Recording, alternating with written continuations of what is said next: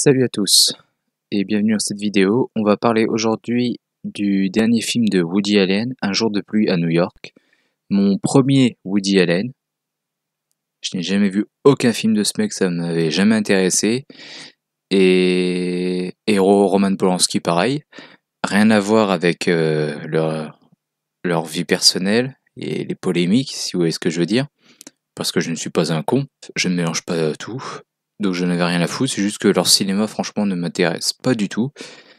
Et si je suis allé le voir, c'est parce qu'il y a une actrice que j'aime beaucoup dans ce film. Et d'ailleurs, c'est le deuxième film que je peux voir dans mon cinéma et dans n'importe quel cinéma en VO. Donc je suis très content, c'est aussi pour ça que je suis allé le voir. Et ce que donc je répète, hein, je vis dans une petite ville, donc voilà. Les films en VO, j'ai 8 salles dans mon cinéma, c'est déjà pas mal. Et les films en VO, par contre, c'est pas vraiment monnaie courante. Et au final, c'est sympa, j'ai pas du tout perdu mon temps. C'est une très belle histoire d'amour. On va plus parler d'une polémique qui me fait un peu chier. Mais on va parler un petit peu avant du film quand même, vous ne vous en faites pas. Mais très rapidement, parce que j'ai pas noté grand chose globalement. À noter quand même que dans le film, il y a beaucoup de plans séquences. Et notamment la première scène du film, ça commence par un long séquence. Un très long plan séquence, pardon. J'ai mélangé les deux. Et parfois dans les films, on se dit ah, il y a quelques plans séquences. J'aimerais bien compter un jour combien il y a de plans séquences. Là, ce serait plus. J'aimerais bien compter le nombre de scènes sans plans séquences. Parce qu'il y en a quand même pas mal. Je pense même pas exagérer en disant qu'il y en a au moins 10. Ça peut être un petit peu moins, hein, mais 10, ça me paraît pas exagéré de dire ça. Mais je sais pas, faudrait que je perde mon temps à compter, mais j'ai autre chose à foutre, et puis je compte pas non plus aller le revoir au cinéma, même si c'est sympa. Je me l'achèterais, mais c'est pas passé loin que je trouve juste le film sympa, mais que j'ai pas spécialement envie de le revoir. C'est globalement la fin. Je pensais pas avoir la fin du film. Je pensais que du coup, comme le personnage de Selena Gomez était écarté, enfin disparaissait à un certain moment du film, je pensais du coup que j'allais pas du tout avoir la fin à laquelle je m'attendais. Et donc j'étais dégoûté d'avance, sauf que non, il y a bien la fin que je voulais et que j'attendais. Un peu rapidement, bâclé, genre limite dans les 5 dernières minutes. Moi j'aurais un peu fait traîner ça, et j'aurais rendu le personnage de Selena Gomez beaucoup plus présent. Mais je comprends le choix qu'il a fait de aussi s'intéresser à la blonde, de montrer que de son côté ce qu'elle vit elle, et de plus s'intéresser au couple qui se désagrège petit à petit sans le vouloir, pour ensuite le fait que le mec se parte avec Selena Gomez. Mais si j'avais créé l'histoire, moi j'aurais rendu son personnage beaucoup plus présent. J'aurais bien mis l'accent aussi sur le fait que sa copine blonde fait son truc, et puis pareil, elle passe pas la journée avec lui, elle passe pas la soirée avec lui. Mais j'aurais aimé vraiment qu'il passe la soirée avec Selena Gomez, limite la nuit, sans forcément faire l'amour. Enfin, j'aurais pas écrit ça en tout cas. Et que du coup, voilà, c'est comme ça qu'il tombait amoureux, et puis le lendemain, ça craquait, et puis enfin, ça craquait avec la blonde, et après, il craquait d'une autre façon avec Selena Gomez, quoi. Il tombait amoureux. Et il se l'avouait.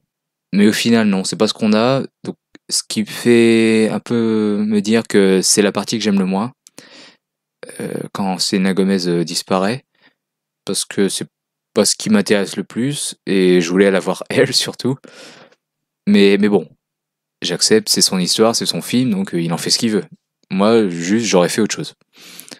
Après, chacun est libre d'aimer ou pas. Moi, j'aime bien, mais j'aurais préféré autre chose. Voilà. Donc c'est pas très objectif cette critique, je sais. Il y a une mise en abîme intéressante vers le milieu du film. Et c'est drôle parce que justement c'est un réalisateur qui n'aime pas son film. Donc je ne sais pas si Woody Allen a voulu nous laisser un petit message comme quoi il aimait pas son film, je sais pas. Mais voilà, c'est un réalisateur en plus désabusé, fatigué, qui a envie de se suicider à un moment, il me semble, hein, il le dit. Si je me souviens bien, il me semble qu'il le dit à un moment.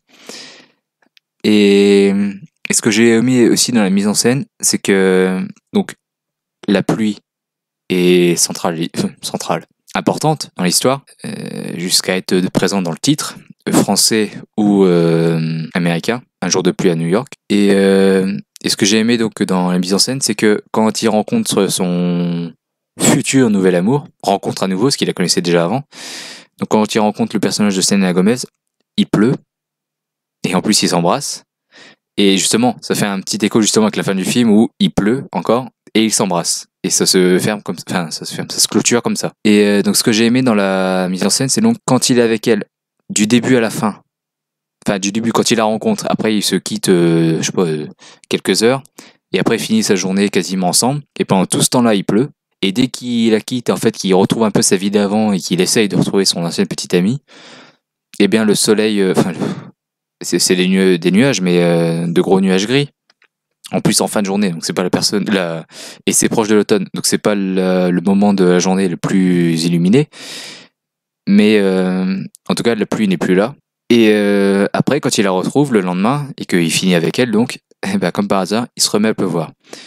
Et non, je ne surinterprète pas parce que déjà, la pluie est présente dans le titre. Et de deux, le personnage dit bien à son ancienne petite amie avant de la quitter, toi tu aimes les oiseaux qui chantent, je sais plus. Moi j'aime les bruits de métro, de voiture, tout ça. Toi t'aimes le soleil et moi j'aime la pluie. Un autre personnage qui le dit dans le film, la pluie est mélancolique et romantique. Donc la pluie est très importante. Et donc pour le personnage, ça montre que, comme par hasard, quand il est avec sa copine, il fait toujours beau, ou en tout cas il pleut pas, et donc il ne peut pas s'épanouir avec elle. Et il le dit, entre guillemets, à la fin, il dit moi j'aime la pluie, tout ça, donc voilà. Quand on analyse bien le film, c'est ce que ça veut dire. Il ne peut pas s'épanouir avec elle, du coup il la quitte et il finit avec le personnage avec lequel il a des points communs, qui aime la pluie aussi, il me semble peut-être. Et donc voilà. Et d'ailleurs, petite chose intéressante, c'est que la météo dans le film, pas la météo, enfin la météo de l'émission, je parle. La météo donne un peu la fin du film. Parce que si on y prête attention, qu'on voit ce truc du coup de la mise en scène avec la pluie, tout ça, le personnage qui aime la pluie, ce qui nous est dit à la fin, donc vous pouvez pas le prévoir à ce moment-là. Mais quand on reverra le film, du coup, et même non, parce que je l'ai pas encore revu, mais on voit que la météo dit la fin parce que ils disent donc en fait le film se passe sur un week-end et donc le samedi donc c'est la journée de pluie, comme ça il rencontre sa nouvelle petite amie en gros, et donc le dimanche la fin du film, la dernière journée. Et le samedi soir, à peu près, la météo dit, et donc demain soir, en fin d'après-midi, début de soirée, il y aura à nouveau de la pluie. En gros, tout le week-end est pourri. Le dimanche sera à peu près comme le samedi, sauf que la pluie arrivera en fin d'après-midi et début de soirée. Et donc, il divulgue un petit peu, subtilement, hein, il divulgue un petit peu la fin du film. Et c'est pas un défaut, hein, c'est une bonne idée, enfin c'est réfléchi, tout ça, c'est très intelligent. C'est en gros, la météo dit clairement, tu seras à nouveau heureux demain à 6h. Je crois que c'est 6h, il me semble. Donc c'est très intelligent. Donc voilà, je vous encourage à voir le film. C'est pas un grand film. Vous allez peut-être vous emmerder parce que c'est pas un film très conventionnel. D'ailleurs, la blonde Ashley fait la remarque à un réalisateur et lui dit tu fais pas des films très commerciaux, très grand public. Et c'est clairement ce film en fait. Ça peut pas plaire à tout le monde, ça c'est sûr. Ce sera pas le film qui fera 500 millions de dollars au box-office. Mais c'est un bon film et c'est possible que vous emmerdiez, du coup, ce soit pas votre cas, mais en ce qui me concerne, j'ai plutôt apprécié. Ce que j'ai moins apprécié, c'est qu'en faisant des petites recherches sur Wikipédia tranquille, j'ai vu, parce que je connais aussi un petit peu la vie personnelle, on va dire, de Woody Allen, et je sais qu'il a été accusé de trucs incestueux avec sa belle-fille ou fille adoptive, je sais plus, un truc comme ça. Et il me semble du coup j'ai appris dans une vidéo, je sais pas si c'est vrai, j'ai pas vérifié, mais qu'il aurait du coup épousé sa fille adoptive ou je sais pas, un truc comme ça. Et donc, j'ai vu un petit truc sur Wikipédia qui m'a un peu attristé d'une part et beaucoup énervé d'une autre. C'est que j'aime beaucoup Selena Gomez et je ne la croyais pas du tout bien pensante. Parce que quand j'ai vu qu'elle avait accepté du coup de tourner dans un film de Woody Allen, je me suis dit putain, MeToo, tout ça, elle en a rien à foutre, elle fait sa vie de son côté et puis elle donne pas son avis, hein. Clairement c'est ce qu'il faut faire de toute façon. Et donc du coup je me suis dit bon bah elle est plutôt du côté de la justice et pas de Twitter, balance ton porc, MeToo, tout ce que vous voulez. Et donc c'est pour ça qu'elle s'en fout des polémiques et elle a accepté de jouer dans ce film. Sauf que, voilà ce que me dit Wikipédia. Des accusations d'agression sexuelle visant Woody Allen à l'encontre de sa fille adoptive étant revenues revenu d'actualité à la suite du mouvement MeToo. Bon, la phrase n'est pas finie, c'est normal que ça veut rien dire, mais voilà, revenu d'actualité. Sauf que moi, et plein d'autres gens, le savaient, bon, c'est pas nouveau, c'est dit depuis longtemps que Polanski ou Woody Allen ont des accusations comme ça. Donc bref, c'est pas nouveau. Donc les acteurs, je suis sûr et certain, avant de signer le contrat comme quoi, oui, bah je veux jouer dans ce film, j'accepte tout ça, ils étaient au courant de cette affaire-là. Et là, à cause de MeToo, à cause du fait que ce soit revenu d'actualité justement, comme le dit Wikipédia, à cause de tout ça, pour se faire bien voir, qu'est-ce que je lis? Griffin, Newman, Rebecca Hall, donc c'est la suite de la phrase, Rebecca Hall, Timothée Chalamet et Selena Gomez déclarent ne pas vouloir tirer profit de cette collaboration et reverser leur cachet en totalité à des assos. Donc comme le mouvement anti-harcèlement Time's Up pour Selena Gomez, le centre LGBT de New York, et ou Rape, Abuse and Incest National, voilà, je sais pas quoi. Et donc ça m'énerve. Ce genre de bien-pensance là, comme on accepte de faire un film et tout pour notre carrière, mais oh ouais, mais non, mais vous avez raison, hein, le réalisateur il est quand même pas très Charlie, du coup on veut pas être payé, bon, soi-disant, bien sûr, ça on saura jamais, parce qu'après tout ils ont fait des dons, donc voilà. Est-ce qu'ils ont vraiment tout reversé? On ne sait pas. Mais enfin voilà ce qui m'énerve, c'est cette bien-pensance là, c'est genre ils étaient pas au courant. Plus hypocrite, tu meurs. Et ça me casse les couilles.